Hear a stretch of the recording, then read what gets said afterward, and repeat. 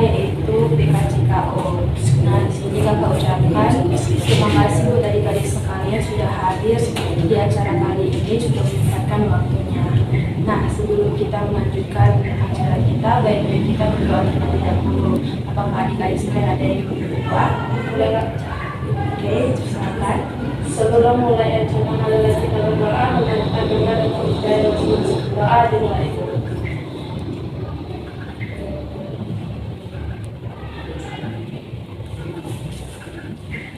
Selesai. Baik, amin. Semoga baik kita doakan dan sama Tuhan Yang Maha Esa dan juga acara kita kali ini dapat berjalan dengan baik. Nah, sebelum kita melanjutkannya, marilah kita menyanyikan lagu wajib nasional, yaitu yang berjudul lagu Halo Halo Bandung. Udah tahu kan adik-adik semuanya? Sudah. Nah, oke, mari kita mulai 1, 2, 3 ya. Halo, halo Bandung, ibu kota periangan.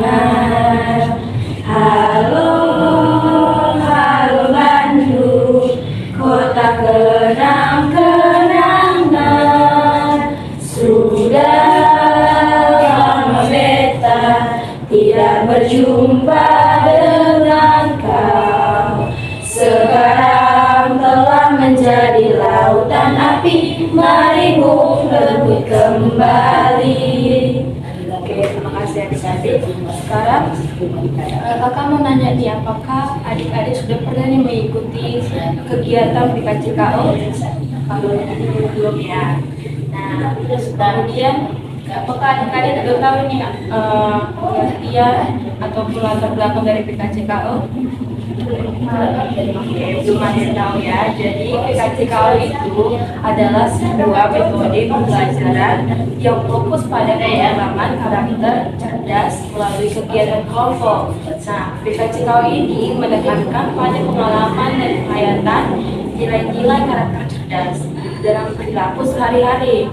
Kemudian metode ini dirancang agar seluruh anggota kelompok dapat saling bertukar pendapat dan menerima pendapat kelompok sehingga pembelajaran karakter cerdas dapat berjalan secara efektif dan aspiratif. Nah, setelah kakak menjelaskan nih apa pengertian dari PKCKO, apakah adik-adik dapat menyimpulkan apa sih tujuan dari PKCKO? Oke, boleh. Pengembangan diri. Ya, benar sekali, yaitu pengembangan diri. Jadi PKCKO ini bertujuan untuk membantu peserta didik mengembangkan diri baik secara intelektual, emosional, sosial maupun spiritual. Kemudian ada lagi, oke boleh, penghayatan dan pengamalan nilai karakter. Ya, benar sekali, yaitu penghayatan dan pengamalan nilai karakter. Nah, peserta didik diajak untuk memahami dan merasakan nilai-nilai karakter cerdas dalam berbagai situasi dan pengalaman. Kemudian ada lagi, sikap dan kebiasaan. Membentuk sikap dan kebiasaan.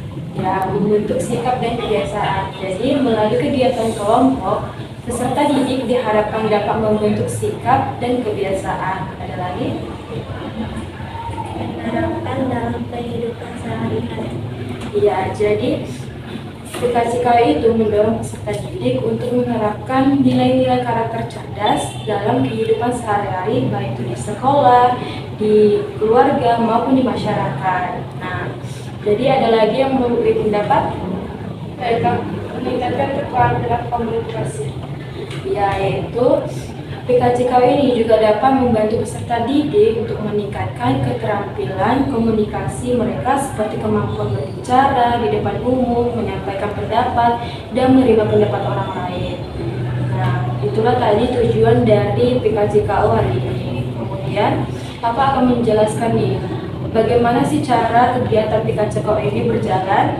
Nah, yang pertama, kakak sebagai PK dan adik-adik sebagai AK, yaitu kakak pemimpin kelompok dan kalian anggota kelompok. Nah, jadi kakak harap di sini adik-adik sekarang diharapkan aktif ini berpendapat dalam melakukan kegiatan ini. Kemudian tidak ada nih pendapat yang salah ataupun disalahkan.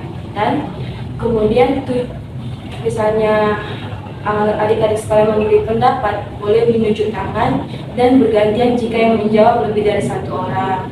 Dan yang terakhir itu topik yang dibahas merujuk pada buku saku ini. Nah, jadi pada sila keberapa, pada butir keberapa, dan pada halaman keberapa. Oke. Nah, dari tadi ini kita kan belum berkenalan. Kata pepatah, tak kenal maka tak sayang, maka marilah kita berkenal. Jadi kakak ada nih ice breaking, cara perkenalan yang berbeda. Jadi kayak gini, dengan menyanyikan kamu namanya siapa, tahu kan? Nanti kalau yang ditunjuk dia menjawab nanti aku namanya Tiara gitu kan. Nah, dimulai dari kakak ya. 1, 2, 3 ya. Kamu namanya siapa? Aku namanya Tiara. Kamu namanya siapa? Aku namanya si Seni. Ya. Kamu namanya siapa? Aku namanya Cahaya. Kamu namanya siapa? Aku namanya Dia. Kamu namanya siapa? Aku namanya Misha. Kamu namanya siapa? Aku namanya Novi. Kamu namanya siapa? Aku namanya Widya. Oke, sekian dari perkenalan kita. Oke, jadi sekarang kita masuk ke tahap kedua, yaitu tahap peralihan. Nah, di sini kita akan memulai kegiatan. Sebelumnya, apakah adik-adik ada yang ingin dipertanyakan? Tidak ada. Oke. Kalau misalnya adik-adik ingin melakukan sesuatu, boleh dilakukan sekarang sebelum kita memulai kegiatan ini. Nah, jadi apakah adik-adik tidak ada ya? Tidak ada yang mau ngapain ya? Dan apakah adik-adik sudah siap nih dalam mengikuti acara ini? Siap. Oke, baiklah adik-adik. Nah, ini adalah buku saku yang berisi bahan nilai-nilai karakter cerdas yang akan kita gunakan selama kegiatan ini. Nah, jadi sebelum kita memulai kegiatan, baiklah adik-adik sekalian mempelajari terlebih dahulu nih buku saku ini, yaitu butir-butir nilai karakter cerdas. Nah, tadi kan adik-adik sudah mempelajari nih isi dari butir-butir nilai karakteristik cerdas. Jadi kakak di sini akan mengaitkan nilai-nilai karakter cerdas ini dengan aspek kehidupan. Kakak akan memberikan contohnya, misalnya masalahnya itu yaitu rasisme. Jadi di sini adik-adik coba nih menganalisis kenapa ini penting untuk dibahas. Kemudian apa sih faktor dan penyebabnya. Kemudian apa dampaknya dan bagaimana solusinya. Jadi adik-adik di sini melihat di buku saku ini apa sih silanya, di mana silanya, juga di mana butirnya dan juga halaman berapa. Nah, jadi mana saja yang dilanggar dalam peristiwa ini dan apa tanggapan kalian terhadap kejadian ini. Oke, contohnya kan tadi kakak bilang rasisme. Jadi rasisme itu kan kayak misalnya mengejek-ejek agama gitu kan. Nah, jadi kakak ambil ini di halaman 4, yaitu sila pertama yaitu ketuhanan yang esa, yaitu nomor 3 poin ketiga, mengembangkan sikap hormat menghormati dan bekerja sama antara pemeluk agama dengan penganut kepercayaan yang berbeda-beda terhadap Tuhan Yang Maha Esa. Nah, sebaiknya kan sebagai rakyat Indonesia yang banyak agamanya, yang beragam agamanya, sebaiknya kita saling hormat menghormati dan bekerja sama antara pemeluk agama dengan penganut kepercayaan yang lain. Nah, begitulah contoh yang bisa kakak paparkan. Nah, sekarang kita masuk nih ke tahap ketiga, yaitu pembahasan topik. Jadi, topik yang akan kita bahas pada kegiatan hari ini yaitu kurangnya sikap toleransi. Nah, meskipun Indonesia nih kaya akan keberagaman, seringkali masih ada siswa yang kurang toleransi terhadap teman yang berbeda agama, suku, budaya, ataupun pandangan lain. Nah, Nah, ini tuh bisa terlihat dari sikap mereka, ucapan, atau bahkan konflik-konflik kecil. Nah, padahal nih pada sila ketiga yaitu Persatuan Indonesia sangat menekankan bahwa pentingnya menghargai dan merayakan perbedaan sebagai kekuatan bangsa. Nah, kemudian dampak dari toleransi ini sangat merusak, yaitu pertama ada mengancam keharmonisan sosial karena menciptakan jurang pemisah dan ketidakpercayaan antara warga. Kemudian ada menghambat kemajuan karena energi kekerasan untuk perselisihan alih-alih kolaborasi untuk tujuan bersama. Dan terakhir yaitu melanggar hak asasi manusia setiap individu untuk hidup bebas dan setara tanpa takut dihakimi ataupun diskriminasi. Nah, tadi kan kakak sudah menjelaskan nih tentang dampak ataupun pengertian dari kurangnya toleransi. Jadi, kakak ingin meminta nih, apa sih pendapat-pendapat adik tentang permasalahan ini yang bisa kita kaitkan tentang di buku saku ini, yaitu butir-butir nilai karakter cerdas. Apakah ada yang ingin memberi pendapat? Jadi Kak, menurut saya ada di sila kedua kemanusiaan yang adil dan beradab. Poin 17 halaman 6, yaitu mengembangkan sikap hormat menghormati dan bekerja sama dengan bangsa lain atau agama lain. Nah Kak, jadi kita harus saling toleransi dengan cara menghormati dan menghargai agama lain. Ya, benar sekali. Apakah ada lagi yang memberi pendapat? Oke. Jadi menurut saya ada di sila kelima keadilan sosial bagi seluruh rakyat Indonesia, halaman 9 poin ke-35, yaitu mengembangkan perbuatan yang luhur yang mencerminkan sikap dan suasana kekeluargaan dan kegotong royongan. Kemudian kita harus menerapkan sikap toleransi karena kita harus mengembangkan perbuatan yang luhur yang mencerminkan sikap dan suasana kekeluargaan dan kegotong royongan. Oke, terima kasih. Apakah ada lagi yang memberi pendapat? Oke, boleh. Jadi kan menurut saya dari sila kelima keadilan sosial bagi seluruh rakyat Indonesia, poin 36 halaman 9, yaitu mengembangkan sikap adil terhadap sesama. Nah, jadi Kak, kita harus saling toleransi karena menunjukkan sikap adil. Oke, terima kasih. Apakah ada lagi yang berpendapat? Saya buka.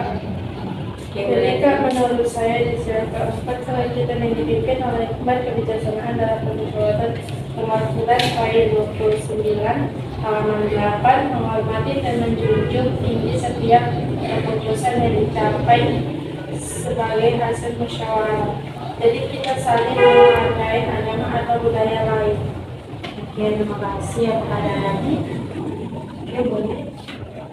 Jadi menurut saya ada di sila kelima keadilan sosial bagi seluruh rakyat Indonesia.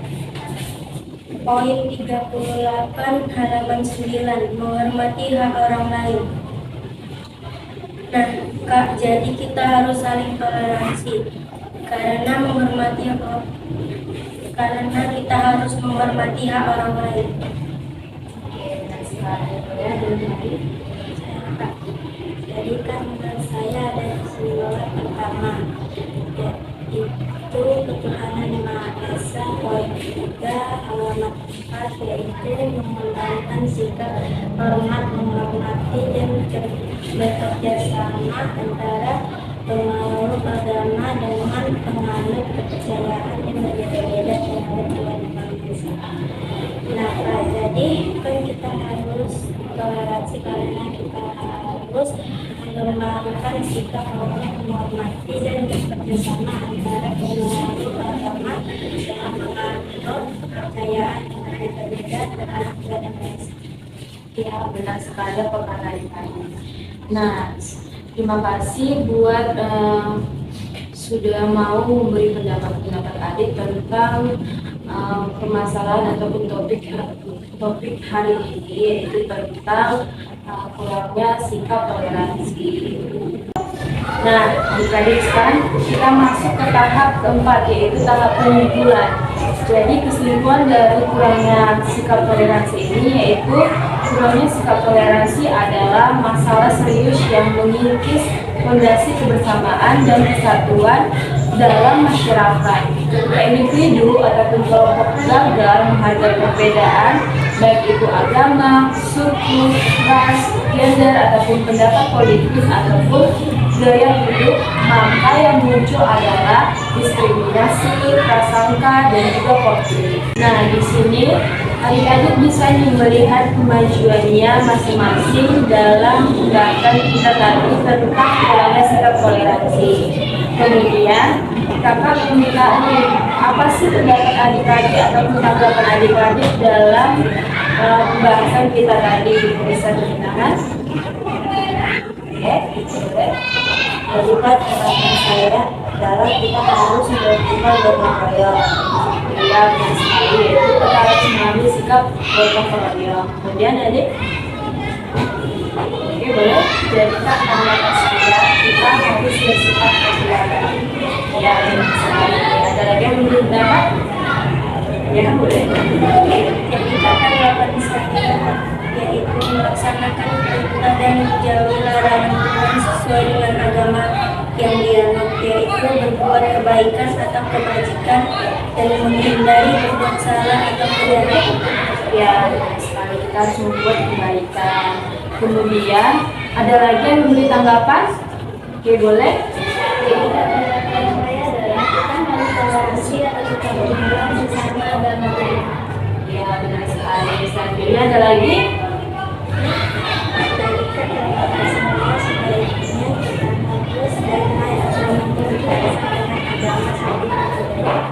Ya, benar sekali.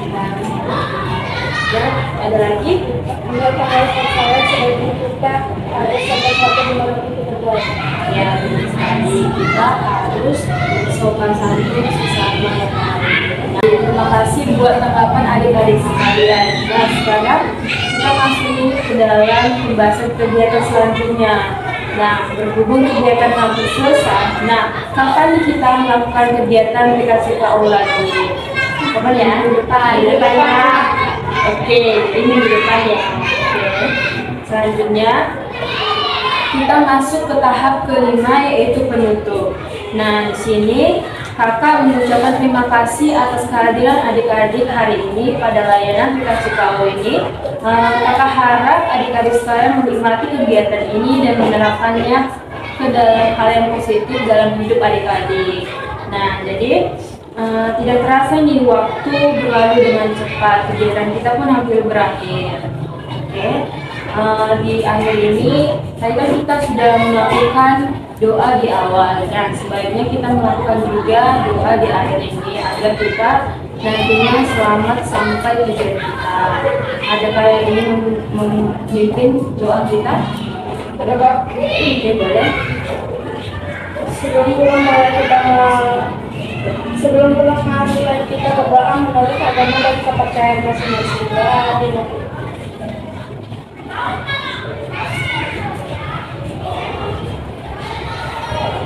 Ya, selesai. Amin. Nah, adik-adik, ini kakak ada pengisian BMB 3. Nah, diwajibkan adik-adik boleh nih mengisi BMB 3 ini tentang tadi yang kita bahas.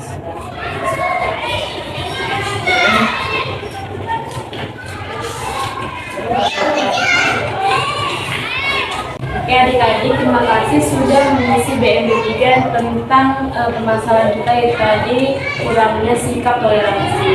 Nah, selanjutnya marilah kita menyanyikan lagu Laskar Pelangi. Oke, udah tahu semua ya kan? Sudah. Oke, mari kita nyanyikan 1, 2, 3 ya. Mimpi adalah kunci untuk kita menaklukkan dunia. Berlarilah tanpa lelah sampai engkau meraihnya. Laskar Pelangi takkan terikat waktu. Bebaskan mimpimu di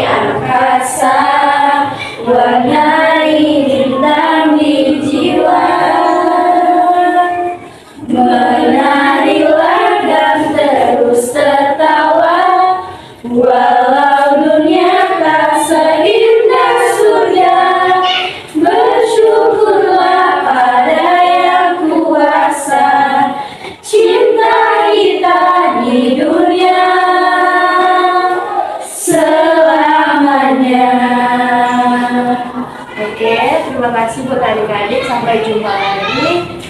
Terima kasih.